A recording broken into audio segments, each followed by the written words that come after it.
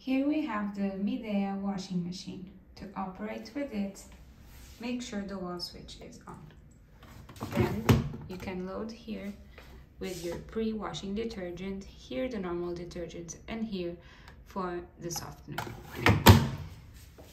You can then open the door, load the clothes inside, and then close the door. Here on this knob, you can select your preferred program. Here for cold, 20 degrees, 40 degrees, and you can see the timing here. You can then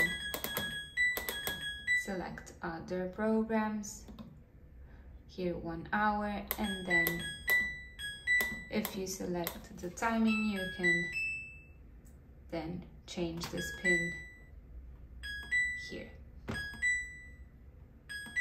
The spinning rotations here. Once you're done, you can select play and the washing machine will start.